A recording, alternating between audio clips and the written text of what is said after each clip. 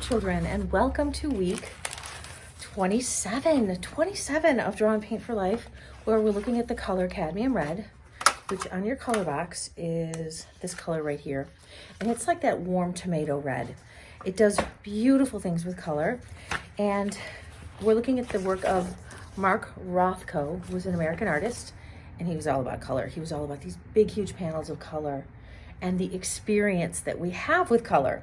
So it should be a great week. We're also drawing foxes, and I've been doing my tracing pages like I love to watch you do. So I hope that you're enjoying this repertoire of learning to draw animals, because you'll have it with you your whole life. And you probably don't know this, but most adults don't know how to draw. It's not something we were ever really taught in school. We had to seek it out. So you're gonna have it your whole life. Draw and paint for life. Here we go. Thanks so much for being here. Okay, so in terms of drawing a fox, I always feel really comfortable starting with this area between the ears, which is like the top of its head, and putting some pointy ears on it, bringing down some kind of bubbly lines for its face, putting in its ears, and then eyes,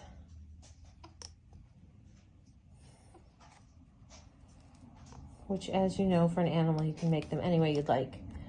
And then a nose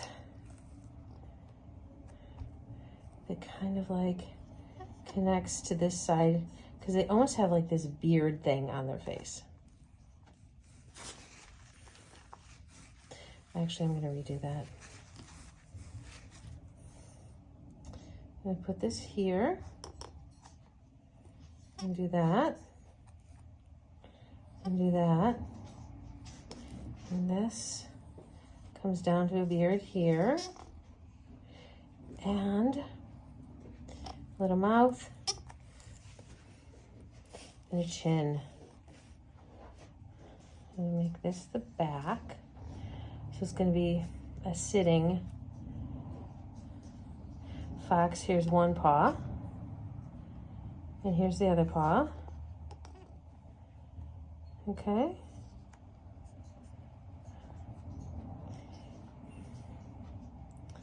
Here's this back paw.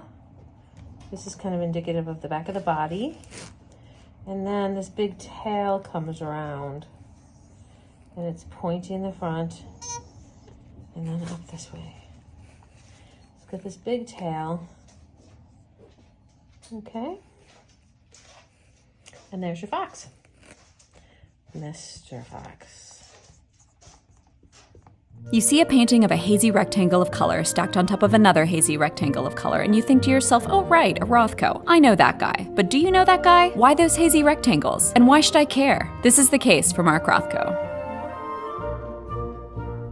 Marcus Rothkowitz was born in 1903 to a Jewish family in Dvinsk, Russia. They immigrated to Portland, Oregon in 1913, but his father died just months after. Marcus was a good student and won a scholarship to Yale, where he did well and discovered his leftist political leanings, but he dropped out in his second year and moved to New York. It was there he set his mind to becoming an artist and studied at the Art Students League under Max Weber and learned about Cubism and Matisse and the German Expressionists. In the 1930s, he made paintings influenced by Milton Avery and Matisse. He changed his name to Rothko in 1940, and by the mid-40s was trying out a little surrealism, with works like this and this that drew from classical myths, tapping them as symbols to discuss human tragedy. He also copied Juan Moreau a bit by making pieces like this, and Max Ernst a bit with pieces like this. He and his buddy Adolf Gottlieb were reading a bunch of Nietzsche and Jung at the time and thinking about the unconscious. With fascism rampant in Europe and World War II underway, Rothko and other artists of the time thought that following artistic traditions was not only irrelevant but irresponsible. He and Gottlieb wrote a letter to the New York Times in June of 1943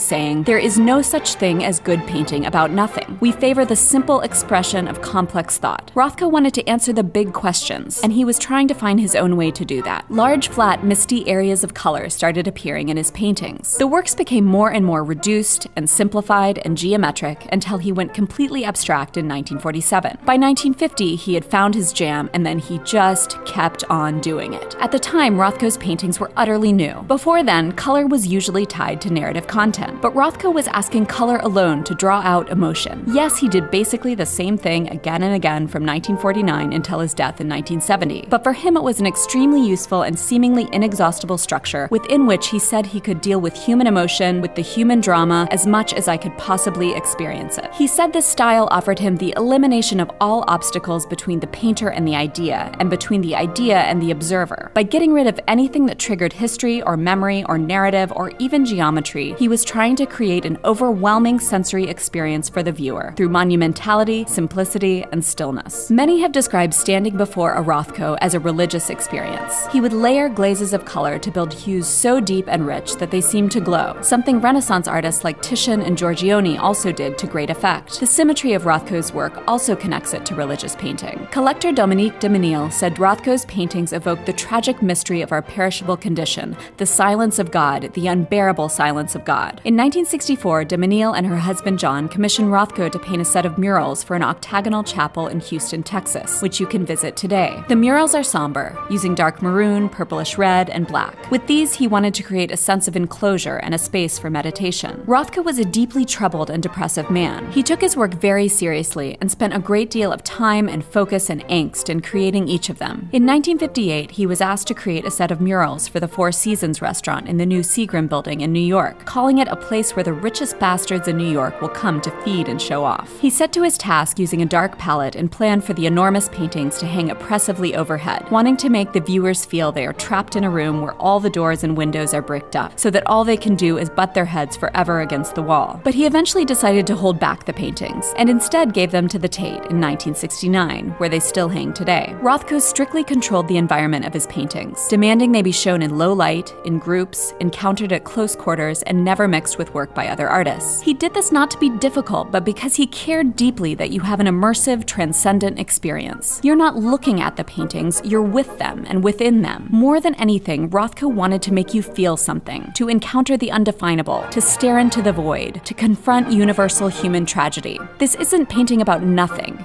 it's painting about everything. That's all for this week. Have a beautiful, beautiful week, children. And I really mean it when I say thank you for making art. Your art matters to the world because it is full of beauty and light. So thanks for bringing it. See you soon. Bye-bye.